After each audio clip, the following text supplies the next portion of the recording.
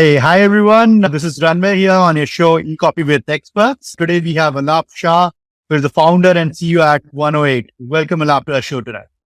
Thanks, Ramnay, for having me. Appreciate it. Great. Aalap, before we move any forward, why don't you talk us through about your journey thus far and what 108 is all about? How was it formed? What are your primary offerings? And we can take it forward from there. Absolutely. And again, thanks for hosting me and allowing me to share a little bit about my journey today.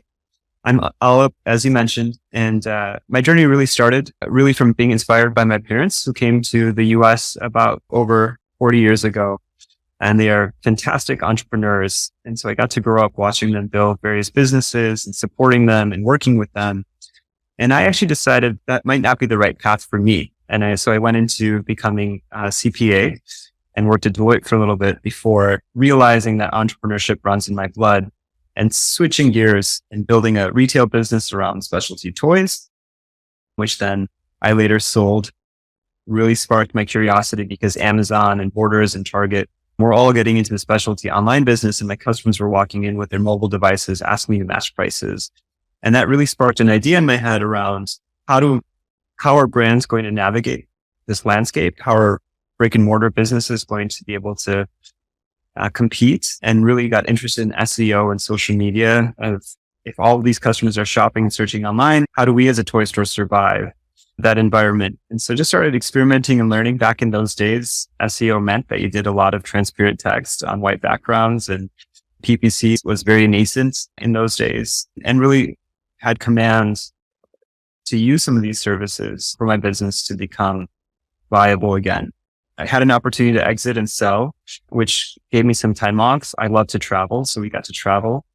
And then really started thinking about building a social media agency, which was my original agency for about 7 years, and really centered around providing social media, SEO, PPC services to businesses. Again, had an opportunity to exit because I became deeply interested in e-commerce.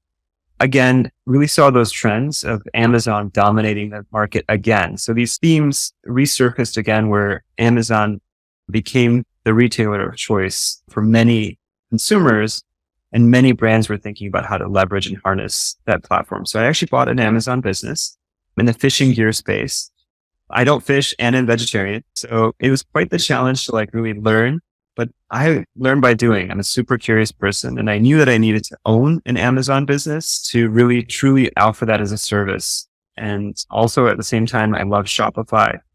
When I had the opportunity to exit my previous agency, I built the initial foundation on Amazon, Shopify, and email marketing, really thinking that we could bring to market service that touches these main pain points that my clients often have.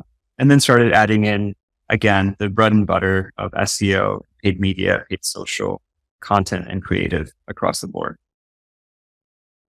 Lovely. Quite a journey. So Aalap, before we move any forward, I would like to congratulate you and 108 team for making it to this year's Inc. 5000 list. It has been a significant achievement, I must say. So looking back at your journey, the way you started 108, and could you please share some pivotal decisions that you made on your way, or strategies which you guys implemented that has played a significant role in achieving the success that you have been able to during this journey till here? Thanks so much for mentioning that. I am really proud of the journey that it took. We're a little bit under 5 years old. I started my company on November 7th of 2018, and it's been quite the ride. And when I initially started my company, I was relatively thinking that I wasn't actually sure what I was going to do. I was confident that I could be a solo consultant, like a fractional CMO or chief digital officer for brands that came to me. And I built a small business based on that idea and did some consulting work. And I feel like the most pivotal moment was around March 14th of 2020, when COVID truly shut down the world. And I, on one day, lost all my clients. I had no go forward revenue. And I remember just being super stunned. What do I do now? I have to, of course, support my family, my team that I had built. It was a very small team. That opportunity, though, allowed me to pivot into what I really wanted to do, which was e-commerce. Up until then, I'd been doing kind of B2B consulting, B2C consulting, even though I had this like idea that I wanted to do and combine Amazon, Shopify, and these other services for consumer brands. The consumer brands didn't feel that pain just yet because people were still largely going into stores. And I know that has come around again. It has boomeranged again that retail is again dominant in 2023. But at least in that time frame, most consumer brands were really focused on retail. And what the pandemic did was really force everyone to start shopping on Instacart and online. And that gave us our biggest break to really lean into helping consumer brands target that online shopper or that at-home shopper that now had no way to pick up a box or read ingredient labels, supply chain issues, of course, being an alternative choice when something ran out. I'm jumping ahead, but that March 14th was such a pivotal moment because it broke my business again. And I felt like I had to start over. And the only thing I really could do was start writing about how these brands could reach someone at home like me and my family or others like me. And that led to critical, it's one of those moments that happen in life, that door that opens that allows your business to really not only thrive in what it does, but it allows you to actually step into and bring that knowledge to the table for these great brands across the board. So that really helped us accelerate and take off, even though it meant that the business that I was running had to almost close to start a new journey altogether. Yeah, you have seen it all, it seems. Great. First, e-commerce has seen such explosive growth, particularly in the last few years across the globe, not only in the United States. Could you shed light on the most impactful trends you have observed in this e-commerce space, and how, as per you, CPG brands can leverage these trends to amplify their growth strategies? I love this question because to me, I think about it from, I feel, a very unique perspective. I'm a CPA. I love numbers. I love Excel spreadsheets. And so for 10 years of my career in the marketing space, I always go into data and thinking about how data can help us achieve the outcomes that we're looking for. Right now, as trends are still from the past few years when Facebook changed the privacy and made those updates, and all of a sudden cheap acquisition of traffic or customer growth is no longer achievable, at least what it used to be or what it used to look like. So when I look at my 10 years of experience in using data, what the most salient thing I found is 80% of revenue often comes from 20% of returning customers. And I find that a lot of CPG and e-commerce brands almost not necessarily take it for granted, but they are very interested in new customer growth, when I feel the gold or the largest opportunity for these brands is to tap into that loyalty to ensure that the customers that are returning have ample opportunity to try new products or drive trial or add more. And a lot of this comes down to how do we merchandise and bundle a site, which is not necessarily as exciting as thinking about Facebook and Google ads. I think of Facebook, Google, all these different PPC platforms or SEO. Yes, it brings a customer to the table. But how do I set that table? How do I make it visually appealing? How do I help guide that customer to buy on our site? And that's where I'm seeing the most growth for my clients.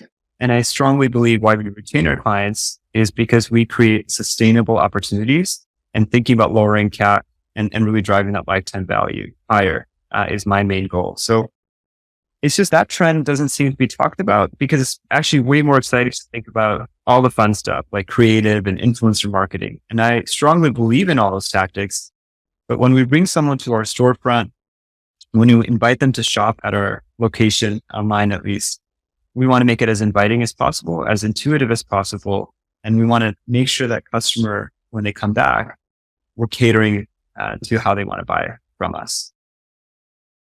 Lovely. And talking about CPG brands often need to balance their presence across traditional retail and the booming e-commerce landscape. So how do you approach the strategy interplay between these channels to ensure holistic growth? What I love about what has been happening to our agency and our clients over the last 18 months is as shopper behavior has certainly shifted since the pandemic. People are very comfortable buying omni-channel. That retail location, that brick and mortar is so vital for a D2C brand or a retail brand to create that experience. People are looking for experiences. People want to touch and feel the product, right? They want to be able to be able to return it very easily. So our services are really oriented towards that consumer that might pick up a bar of soap at Whole Foods and then go home, use the product and try it, and then decide to gift it from the .com to someone that might not be near that location, right? We want to make sure we're following that customer. And the way that we use retail is, how do we drive trial, right? How do we incite that customer to go in and try our products? Because we can't provide that experience online necessarily, especially for food and beverage. How do we support our retail partners? These folks do the bulk of the work and generally have most of the sales velocity. So we want to make sure that not only are we driving to the .com and Amazon, but our advertising efforts also have store locators, that we're on Instacart, that we use geo-targeting to really help that customer understand where we are, that we want to be available to them when it's most convenient. Of course, most brands want to keep that sale on that .com. It's the most profitable. We get a lot of CRM data if people buy from our website. But to me, we got to think about all the partners in the ecosystem and think about how we deploy our creative and our targeting to support our goals across all different channels. And Aalap, having witnessed the evolution of marketing and e-commerce firsthand, how do you envision the convergence of these realms in the next 5 to 10 years? And what strategies do you believe will be essential for marketing leaders to excel in this rapidly changing landscape?